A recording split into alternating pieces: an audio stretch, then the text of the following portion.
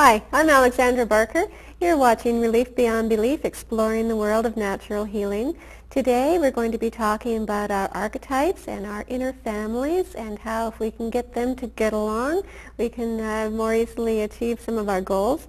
My guest today is energy light worker Helen Lafon. Hi, Helen. Hi, Alexandra. Thank you for Nice coming to be here. today. Yes. So you're going to let us know how to get in touch with our inner families. Yes. What I see often is some of my clients come in and they say, how come I've got these behavior problems, or I can't reach my goals, or how come I can't remember my dreams?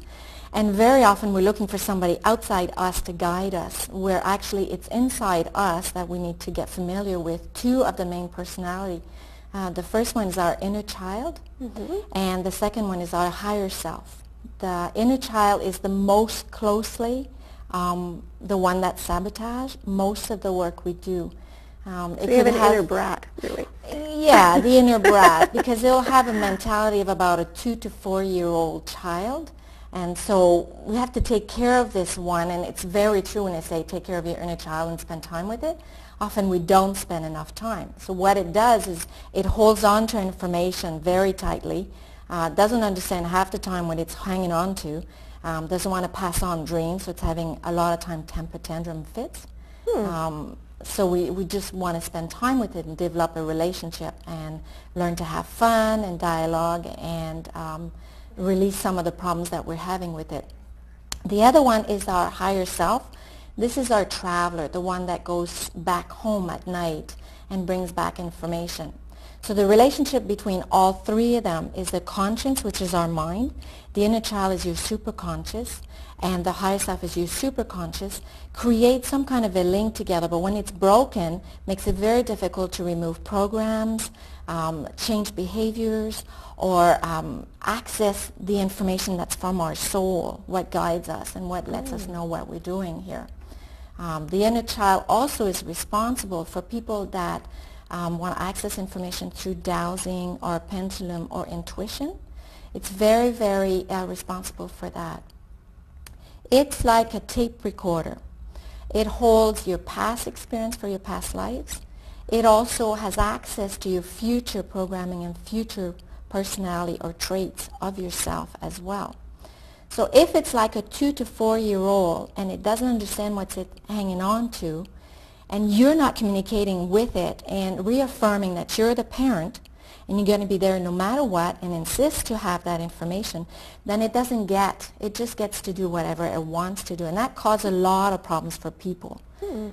Sometimes people are feeling depressed. They feel like their life is out of control. They feel not grounded, where they're always out of their body and not able to focus on their job. So how do we access that information inside us? What sometimes helps is keeping a journal. Every night devoting a certain amount of time to get to know your personality inside you. So you would create a room inside your head or inside you. So for me, I would create a room inside here with my eyes being the windows, and I would create a space where I have comfy material, so a comfortable chair or 2 chairs or a couch. I would create music, I would put incense, I would make it so it's a big, huge party, because the inner child likes to have fun, so you want to get the attention. And so you ask the inner child to come in and introduce itself to you. So it could be, often I've had people that had a baby crying in the cribs. So to me, a baby crying means you're really, really not paying attention to that inner child, and it's really wanting your attention. Or you'll have sadness. It could be either a male or female at different age group. You'll have inner child that are from baby to 7 years old. It will grow with your experience. Then it could be 7 to 14 years old, and then it goes to the teenage phase, you know, the dating phase, and so you have a different change of energy in you. And then it gets to grow to be like an adult. But every phase means when you spend time with that inner child, you get to learn what it needs, what it holds, what fears, and all the different emotions that as a human being you would have, your inner child also has. So just by asking in a journal, then you would ask, you would write it out and hope for, what if you don't get anything? What if you go, okay, what are you trying to tell me, or what would you like to know? What if it doesn't? It will not want to cooperate with you right away if Oh. it's had its own way all along. So what you want to do is you want to reaffirm that you do need this information. I find the best way is really to work with a pendulum. Train your inner child to give you, the yes and the no, the maybe, or I don't understand the question. And then it also teaches you to ask your question very, very simplistic, so that you can get a yes or a no. So then you learn to formulate your request very simple, and then wait for your inner child to give you your information. Well, what sorts of questions, like how would you pose that? If you're just introducing yourself to your inner child and you don't know what issues they have with you. Okay, so you would ask, the first step would be spend time and ask, can you please introduce yourself to me? We all have an intuition. I don't care what anybody says, whether they remember their dream or they don't. We're all a spiritual person. We all have an intuition. But it starts at your gut feeling. So you'll always know, yeah, I sense there's something, but I can't really see, hear, or feel. But you'll know that there's something there. Yeah. So you want to let it give you that impression or the visual. Some people will see a picture. Some people will see a color. Some people will hear something. So you want to create that first step. And it's never something that takes a long time. It's right there. It's the first little voice you hear. And so you should go with that. Yeah, it sometimes sounds like your voice, but like if it was slightly behind you. Oh. So it sounds very close to you. And then after a while you think, am I talking to myself?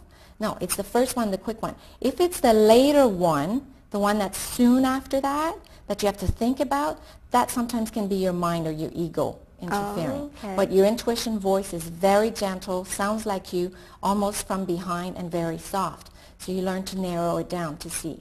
And then you can ask any questions you want and then listen, or use your pendulum to douse on it.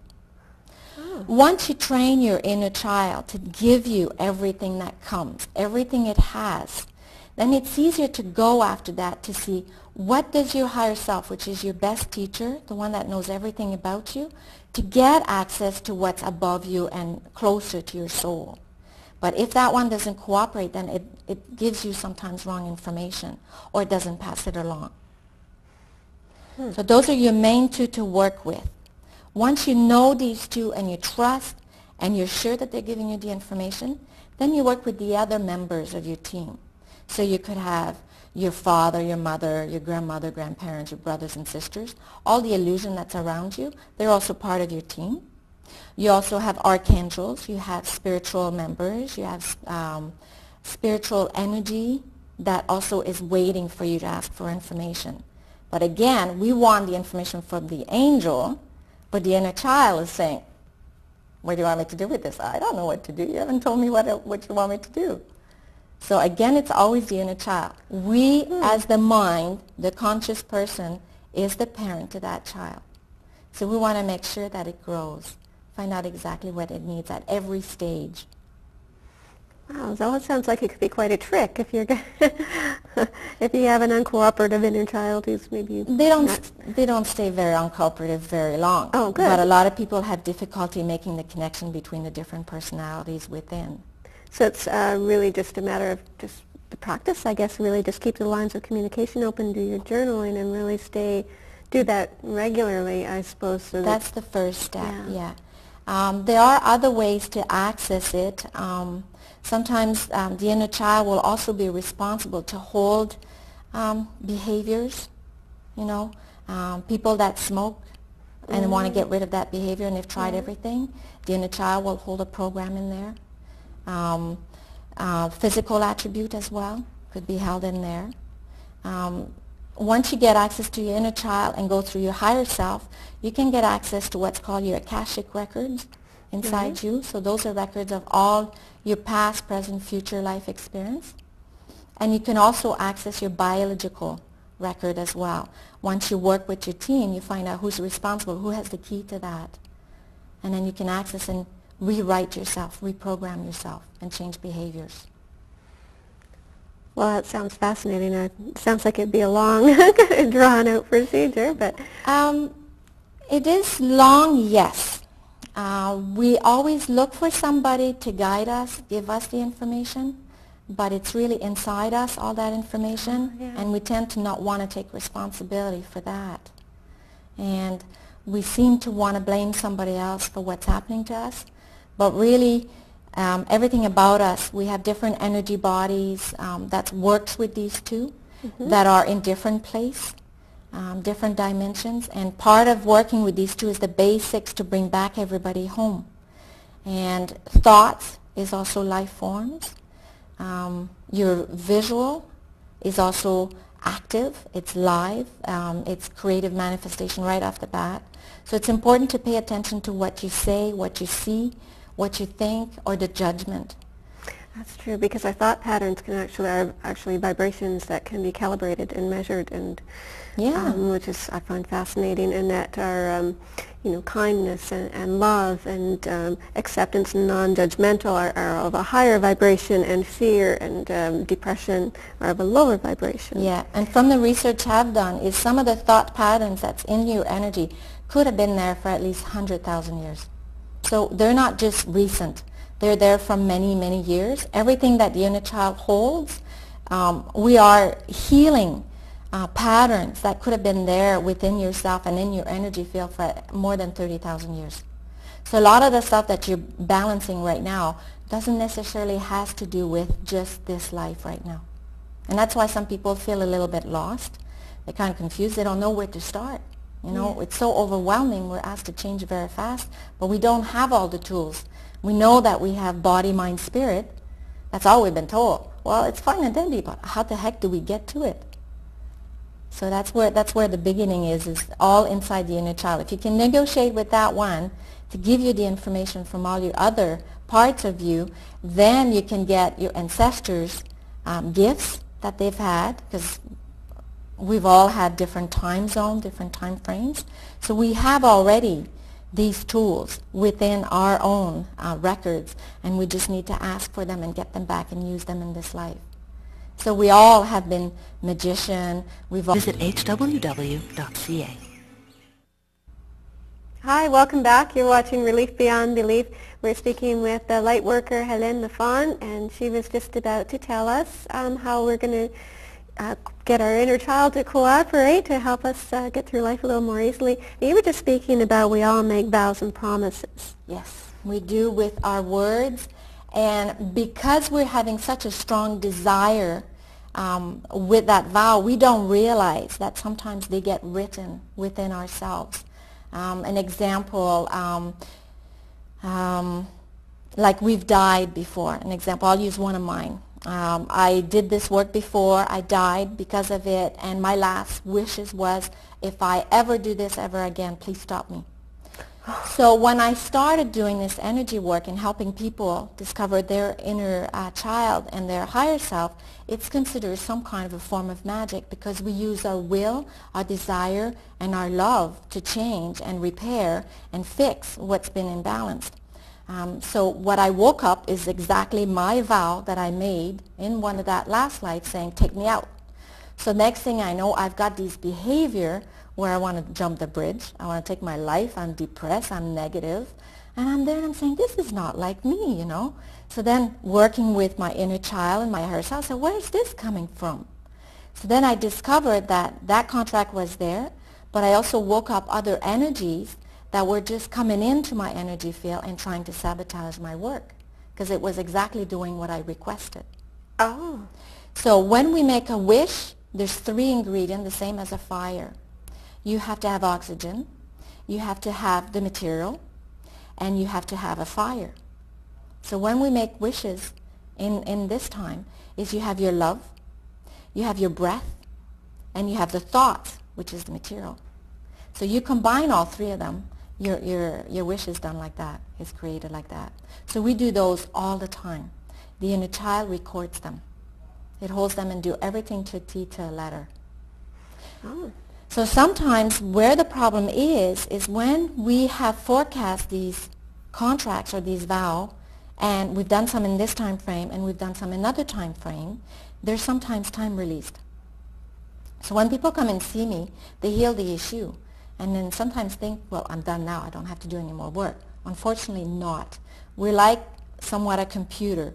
We have virus, we have programs, we have interference where our energy feels, we have thought patterns, We have the recorder that sometimes go wrong, and all these aspects affect who we are, and there are some viruses and programmings that are released to escape at 40, 50, 60, and that's why some people sometimes they get sick very quickly, and then they can't get back at it. They can't fulfill and release them quick enough because they haven't been given the tools to reverse it and change it in the same manner that it was created. Wow. So a lot of it is doing a lot of inner asking. When I see a person, basically I use a set of charts with a pendulum, and I work with their higher self. Very seldom do the higher self of the person does not want to work with, because they know that it's in the highest and best. And then we can trace and make some kind of a life history of where that pattern or that vow was made. And with the prayer wish again, and the breath, and the life force, like the passion, then we can reverse that contract with that vow that was creating them problems. So we can reverse it. I see. And now how long have you been doing this kind of work? Myself, I've been energy light worker ever since I was 5 years old. But like anybody else, it was difficult to get friends or people that were on the same wavelength. So for a period of time, I kept it secret and my own. And there comes a time, I think from my own experience and some others that I've worked, around the 40-ish, people change. Yeah. And then it seems difficult to hide you through nature. And then sometimes we have a purpose and a path, and we just need to honor it. And I have an affinity for some reason to work with the energy world, the energy bodies. And my learning taught me that we have our emotional, spiritual, the body, the mind is the four around you in this time frame. You have a twin that's in the higher energy. And any of these bodies can be stuck at different world, different dimension, different time frames. And some could be in a positive environment, some could be in a negative, destructive environments. And these vows and contracts can affect any of these bodies. And some of the information I've received is that we're supposed to bring everybody home. You know, balance everybody, remove the trauma and the emotion, and put love where there's none. So part of the healing process is not to be afraid to see your past. So what you're holding anger and what you've been hurt about is to go back in time and retrace those and then change the ending. So if there was no love, then put love. If there was pain, put joy. Reverse it so that you can bring that personality of you to this time frame where it's at peace. And then once you do that with all your bodies, all your subtle bodies, your energy, and all of your parts of you, there's a big shift inside you. And then you can target more and you can face more of the difficulties of the illusion of this world. Because whatever you see here is not necessarily always what is. Yeah, it's our perception. Yeah. Yeah. I had a question tip of my tongue. Okay, well, it's just some practical applications of what you're talking about now. Obviously, you do this form of work so people could come to you. But if somebody just wanted to get started on their own at home, and they've been working with their inner child because they already saw the show and they've been journaling, what would be the next stage? Always trust that inner voice. That would be the next stage. And also discern from other people coming into your life. What happens, everybody that comes in, like you and I, at some point will be teachers and students. So use people in your life as your mirror of life. If you don't like what you see, then it's find out what it is you don't like. Work with that. Dig inside you and find out. In other words, what they're reflecting that is in you that you might not be wanting to deal with. It's easy to accept what you like into another person, but the best teachers are the ones that comes into your life that can push your buttons, get you angry, that you don't like what you see in them, because they're really mirroring something in you. And then to just be responsible and gentle with your inner child, to be as kind, as loving as possible, but to always praise. You know, when you're getting answers, always say, thank you, I'm so proud, like, you know, we'll get together, all this stuff. So it's really to be gentle with oneself, because we're not just healing this life, we're healing for many, many other generations in your lineage. You're not just doing the work for just you. And I believe that as we uplift ourselves as well, we're going to be uplifting those around us, and the more we can just sort of counterbalance some of the negativity that is already existing in the world. So how long do you generally work with an inner child before you can then go on and work with the higher self? You can work with the higher self as soon as your inner child gives you information. You can work with them, and then if you feel comfortable with the sharing between them, as soon as your pendulum gives you the information, you get the same information 3 times accurate every single time, you can ask any other of your members of your team to join in and share information. Now, did you happen to bring a pendulum with you? No, I don't have one today. No. I was just going to maybe give an example of how that might work, that you would just hold it, and anything, Yep, that you could be a just hold pendulum it. as long as it was balanced. It right? could be anything on a string, Well, as long as that's it's just got for a the weight. purpose of demonstration. Yeah. I will take off my necklace. Yeah, could be anything. So what you And do at maybe first... you can demonstrate. Yeah, so what you do at first is you just train your inner child. So the first thing would be to find out what it is you want to receive for a yes answer. So for me, I just trained it to just turn right. So when it says turn right for me, then it gives me my answer. And then after a while, you will feel the answer in your arm because it's working on electromagnetic. Oh. So for a pendulum, what it is your body responds to what resonates strong within you. So if you said, I want a yes to what resonates stronger, then it will give it to you. It's the same as muscle testing. You can use your arm. So if it's strong within you, your arm will resist. If it's a weak answer or not applicable, then it will just go weak on you. So would you hold your, like, if you were sitting at a table and you had maybe a chart here with yes, no, maybe, or would you work You with a chart? can do that. Some people, it helps for them, yeah. And you could just hold it. Yeah. And So you but try to make I've a heard that if you contact. start it moving a little bit first, then it's easier. No. Just on it. No. No, with a pendulum, you should not need to move at all. You can Yeah. demonstrate. I'm not too great with pendulums. So all you do is you just hold it, you make a connection, and you just hold it. So if I say, okay, show me yes, see my fingers don't move. Right. Thank you. Show me left. Thank you. See, nothing has moved here. But there is some movement here because I feel the energy going through my arms. And then the one thing with using a pendulum is you also want to use some grounding methods for you as well. You want to make sure you're grounded to the center of the earth, and you want to open your channel to your source. And you want that light to wash you and clear you and make sure you're free from any negative thoughts, any discordant energy, so that you're at peace. You know, you want to be free from anything. That way you're creating the connection between the two. If there's anything discordant within you, then it will be washed out, be sent to the earth, and the earth will do what it needs to do to transmute that into positive energy. You can just intend for that to happen, and Yeah, sitting with your feet yeah. on the ground and just kind of Yeah. intend that. Yeah. And that's Yeah. all. For really me, has I've to be. anchored this in here, so whenever I do this, then I'm already into that stance. My body knows what to do. It knows that to bring me into that special place to douse. Dowsing involves all 4 states.